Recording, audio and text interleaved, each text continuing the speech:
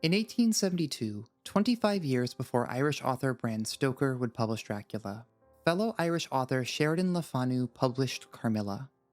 Taking inspiration from folklore, other works such as Polidori's The Vampire and Coleridge's Christabel, as well as the story of Hungarian noblewoman, alleged serial killer, and skincare enthusiast Elizabeth Bathory, Carmilla tells the story of a vampire both in love with and preying on another woman. Even by modern standards, the story is overt about the mutual attraction between the two women. In fact, when Hammer sent the script of their 1970 adaptation of Carmilla to British censors, they were warned that the depictions of lesbianism were going too far. Hammer replied by pointing out that it was all just in the then nearly 100-year-old original story, and the censors gave it a pass with a shrug and a, well, so it is. Historians consider Carmilla to be not only one of the first literary instances of the modern vampire, but also one of the first instances of lesbianism in British fiction. As a work, Carmilla's depiction of a complicated love between women solidifies two things: that there was nothing that the British wouldn't try to steal from the Irish, and that vampires, since literary inception, have been closely tied to queerness. In fact, it is hard to write vampire fiction without stumbling into some kind of queer allegory. Sure, the same person who thinks that Invasion of the Body Snatchers is just a movie about some creepy plants may also swear that Dracula is just about the perennial horrors of the London real estate market. But putting the blinders on can be even more effortful than reading it as a story about gay panic and sexual insecurity in the Victorian era. It's something the recent remake of Nosferatu, the original film itself an unlicensed remake of Dracula, makes even more explicit with lines like, quote, "He told me about you. He told me how foolish you were, how fearful, how like a child, how you fell into his arms as a swooning lily of a woman." End quote. Or, otherwise said, "My BFF Count Orlok called and he told me you're an F-slur." Even Orlok himself is easily read as the personification of the destructive force of repression tearing through the lives of two closeted queer people dissatisfied with their positions within the confines of Victorian-era heterosexual marriage. There are a lot of works of vampire fiction out there, many of which have won wide acclaim and feature either central or allegorical queer elements. Of those, there is one particular piece I want to focus on: Castlevania. Specifically, the animated adaptation the series has been receiving via Netflix. So, spoiler warning. As a franchise, Castlevania has existed for over 40 years, meaning that I have never known a world where there wasn't a game about someone named Belmont eating floor snacks while climbing Dracula's seemingly infinite array of staircases. Despite that, my history with the series is relatively recent. As a child, the games were simply too hard, and my ego too fragile to endure being laughed at by skeletons. As an adult, the games are still pretty hard, but I'm older, wiser, and unfazed by the cruel mockery of skeletons, at least most of the time. With some exceptions, the games revolve around the generation-spanning battle between the Belmont family and Dracula. Every 100 years, Dracula and his castle, for which the series is named, are resurrected. Whoever the current Belmont is gets to step up to the plate and live the dream of eating wall meat on their way to teaching that old man a lesson. Much of the aesthetic of the series pulls from a combination of real-world history, classic horror movies, and Victorian fiction. The Netflix adaptation of the series is by and large a fairly straightforward adaptation of Castlevania III: Dracula's Curse for the first 2 seasons, and begins to take more liberties from then on while pulling in disparate elements from elsewhere in the series. Perhaps the biggest departure the series makes from Stoker's image of Dracula being his reimagining as a Hallmark woman. Dracula was just a lonely man of science until a fiery blonde turned his world and castle upside down. Then she was brutally executed under suspicion of being a witch by the people of Wallachia. Dracula, in turn, resolves to commit a genocidal revenge campaign against humanity, thus completing his own transformation from Hallmark movie woman to Lifetime movie woman. When all is said and done, Dracula has been defeated, resurrected, defeated again, and finally resurrected again alongside his wife, giving the two a chance to spend the rest of his eternal life trying to repair the damage he has done. Personally, I not only didn't feel a need for any more Castlevania adaptations, but I couldn't even imagine how one could work narratively. How would you adapt the story from a game about Dracula without Dracula? The sequel series Castlevania Nocturne is an adaptation of a story from a game about Dracula without Dracula. The narrative of Nocturne very loosely follows the game's Rondo of Blood and Symphony of the Night. In Rondo, Richter Belmont must defeat Dracula and may rescue his love interest Annette along the way, unless you think she's happier as a vampire, which, hey, maybe she is. He can also save 3 other maidens who, aside from the playable Maria, each get only approximately an iota of characterization apiece. Oh my, you are injured. Nah, I'm fine. This is nothing to make a fuss over. See ya. Oh, wait a minute. My father is a doctor. And that's largely it.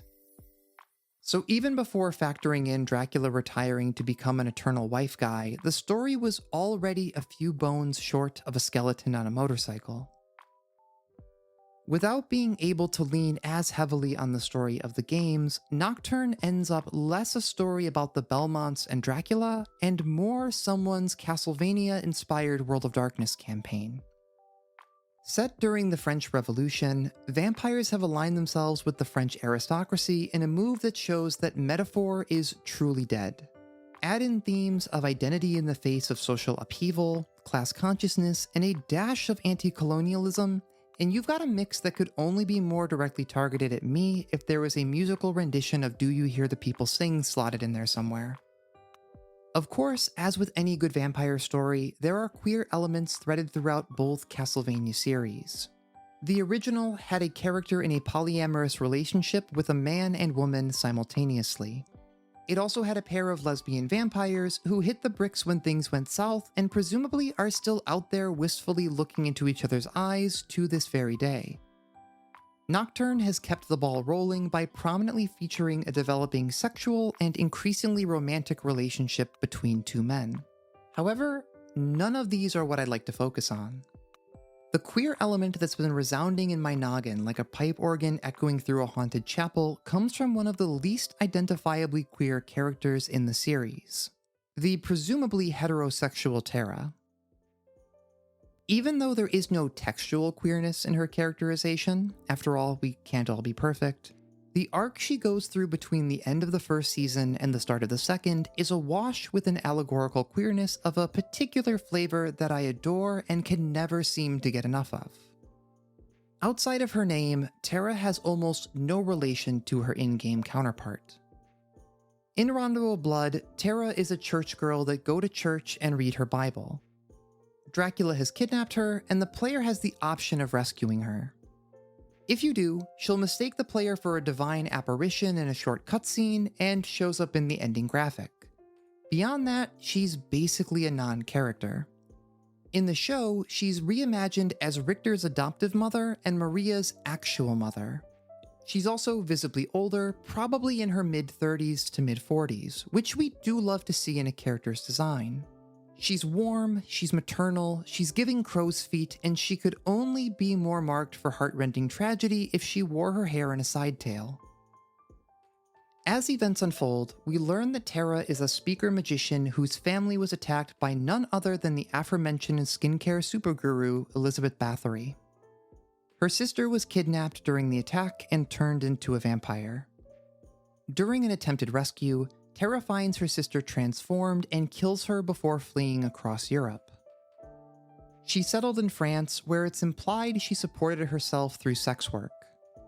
Eventually, she began an illicit relationship with the local abbot, who can be neatly summarized as sauceless Claude Frollo. They had a child together, but he was too attached to the status that comes with priesthood to be a father.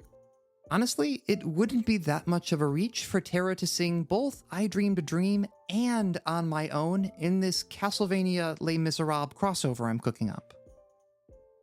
During the main events of the story, Bathory arrives in France to work with the aristocracy against the revolution. Gormless Frollo is so threatened by his potential loss of social capital in a post-revolutionary France that he allies himself with vampires and makes a deal with a literal demon to avoid even the possibility that he might be lonely on a Sunday. At the climax of the season, Bathory demands that Boneless Frollo make a show of good faith in their arrangement by allowing her to turn someone he loves into a vampire. Though she initially demands his daughter Maria, Tara offers herself, which Bathory accepts, having recognized Tara as the woman who killed her own sister. So, yeah, she's slightly different from her church girl video game counterpart. The closing scene of Tara ravenously drinking blood from Bathory's arm as she becomes a vampire activated sapphic neurons in my brain that have been dormant since I was really into World of Darkness in high school. The eruptive force of those neurons reactivating was powerful enough to manifest a concrete release window for Vampire the Masquerade Bloodlines 2. You can hold your applause. Across vampire media, there are a number of different ideas about what happens to someone when they become a vampire. In some stories, the person's soul departs and something else takes over their body. What's left may be anything between an animalistic creature driven by predatory instinct or something intelligent, like a demon that's taken over a vacant body. But either way, the original person is gone, and whatever is left is fundamentally different from who they were.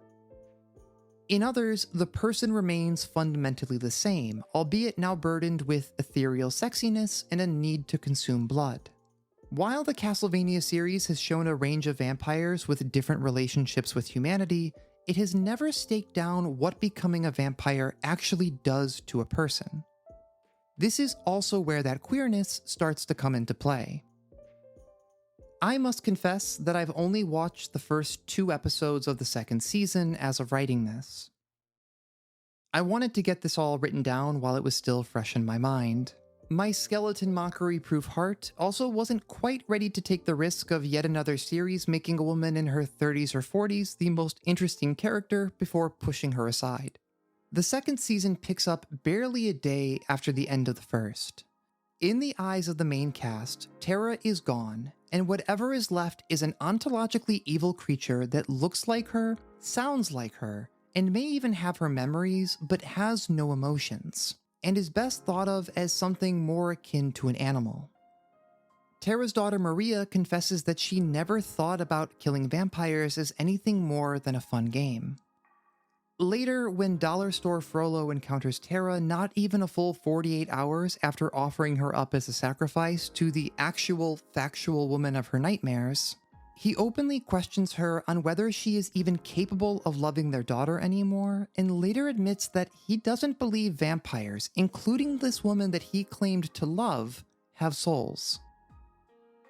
When Lucy, I call the thing that was before us Lucy because it bore her shape, saw us, she drew back with an angry snarl such as a cat gives when taken unawares. Then her eyes ranged over us. Lucy's eyes in form and color, but Lucy's eyes unclean and full of hellfire, instead of the pure, gentle orbs we knew. At that moment, the remnant of my love passed into hate and loathing. Had she then to be killed, I could have done it with savage delight. This passage from Stoker's Dracula is taken from the diary of Dr. Saward, a man who was in love with this woman and sought to marry her. Regardless, he has an immediate and powerful, maybe even instinctive revulsion to Lucy's vampiric reappearance. Not only does he immediately accept that she must be destroyed, but also that he would be delighted to do it himself.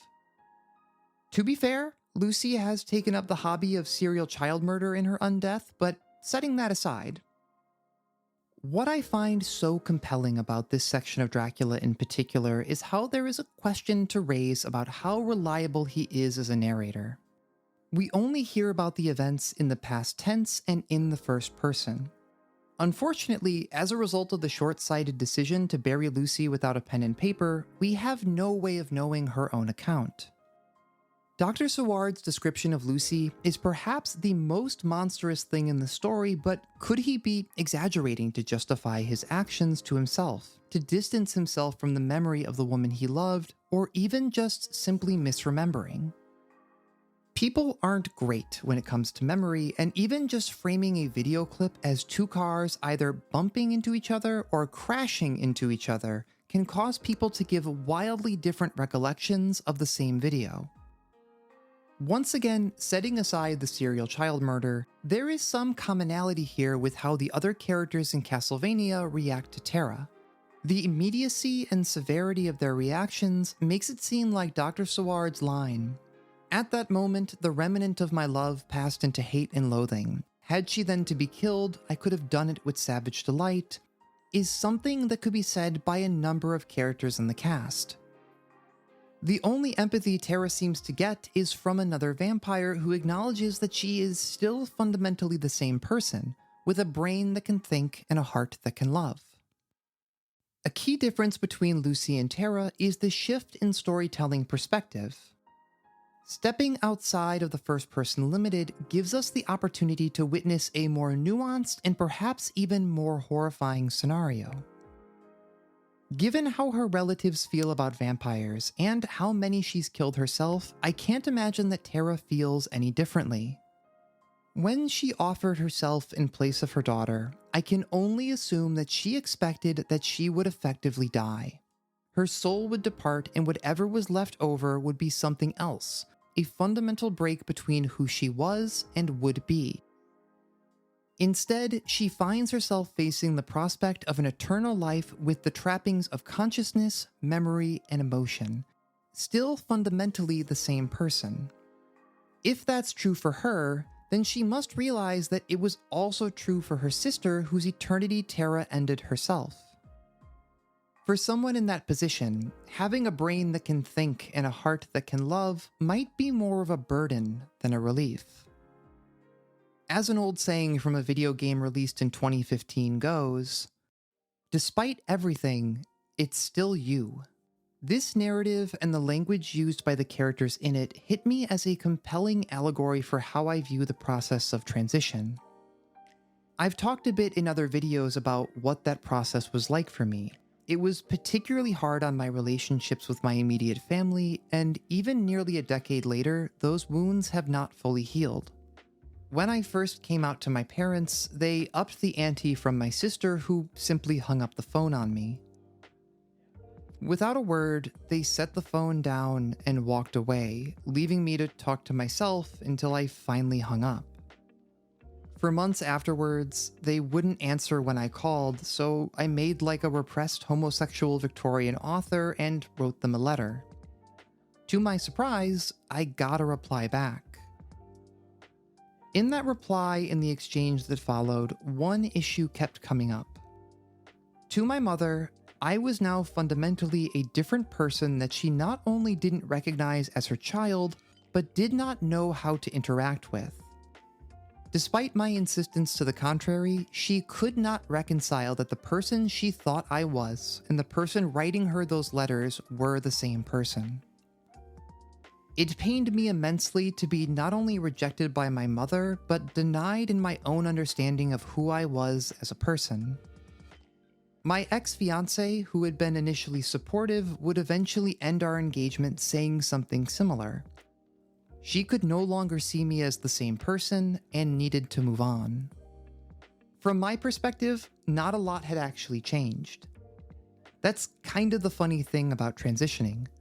Some things change immediately. Most of those were on the front end for me, like changing my name on legal documents and coming out to people. Those are like flipping a switch. You make big social media posts and you get hundreds, maybe even thousands of likes, and everything feels like it's happening so fast. Then the roller coaster runs out of track and you pull back into the station. It's easy to get wrapped up in the excitement, but once you get through those big immediate things, what's left is actually kind of boring.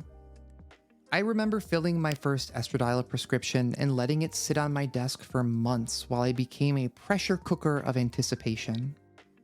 when I finally made up my mind and decided to take my first pill, I was hoping for, and maybe even expecting, some kind of drastic, immediate change in how I felt about myself. I swallowed the pill, and there was no magical transformation. There wasn't even a diegetic theme song. All that pent-up emotional anticipation vented out, and all that was left was just me sitting alone in my apartment with 2 cats trying to convince me they had never eaten before in their lives. Despite everything, it was still me. For better or worse, it always is and always will be. It's been nearly a decade now, and while things are better, I still don't know whether my parents think of me as being the same fundamental person. And honestly, I'm afraid to ask. While watching Castlevania, I was surprised how much of reaction I was having to Terra's character arc. It wasn't until the scene where Terra tries to reconnect with her daughter that I realized just what chord this was striking for me. Maria is searching through their home looking for supplies when she finds herself in Terra's bedroom. The camera shifts to a wide shot of Maria in the unlit room, but you can barely see Terra standing in the shadows in a way that had me turning to my brave and beautiful wife, who has not seen Hereditary, and saying, "Okay, Ari Aster." I don't think she understood the reference, but you, dear viewer, you understand how insightful and clever I was.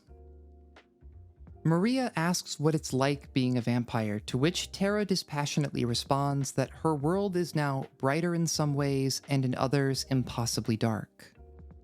Honestly, if someone were to ask me what my life is like now compared to a decade ago, I'd probably say something similar.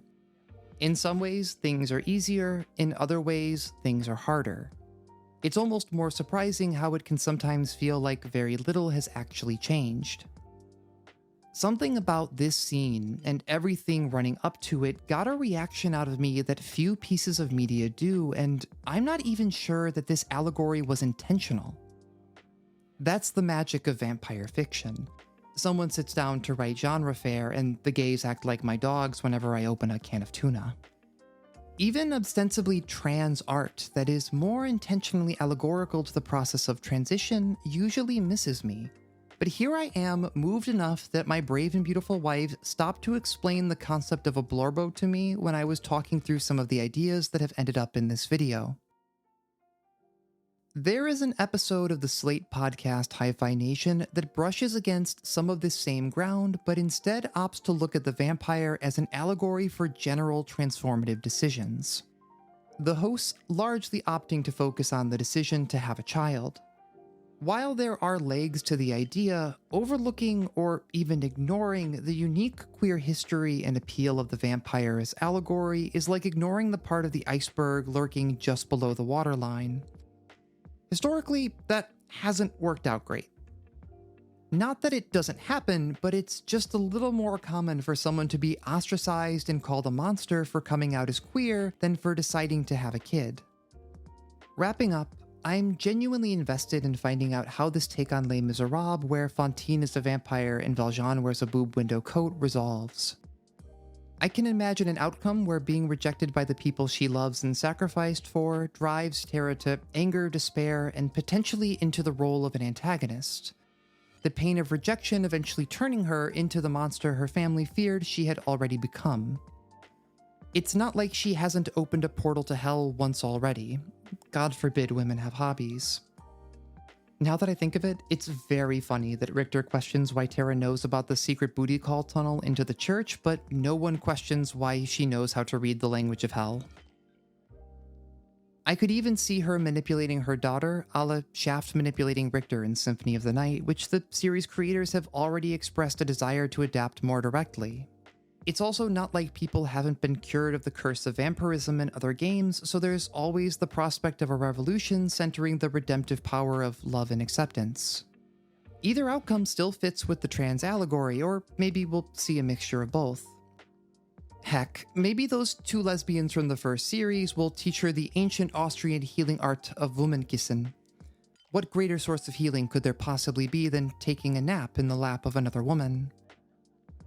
Anyway, Now that I finally got all this out of my brain, I can get back to watching the series.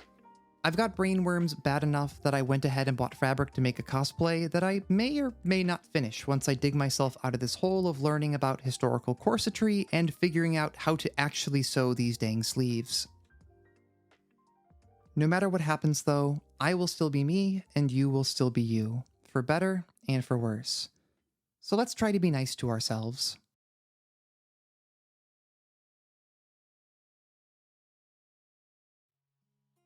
Hey there, it's me again in the post-edit. This video started as a blog post on my NeoCities page. There's a link to it down there in the video description. Work and life have been making it hard to find the time to work on bigger, long-form videos lately, so I've been using that to turn over some thoughts and ideas with the aim of using those as a launching point for videos later on. The first of which is this one right here. I hope you enjoyed it. As always, the best way to support the channel is to just share it if you think somebody else might be interested, or just interact with the video. Those likes and comments actually do go a long way to boosting the videos you like in the algorithm so that other people will see them too. Do what works for you though. I am not a cop. More importantly, I hope you're doing well, and I'll have another video ready when it's ready. Until then, take care.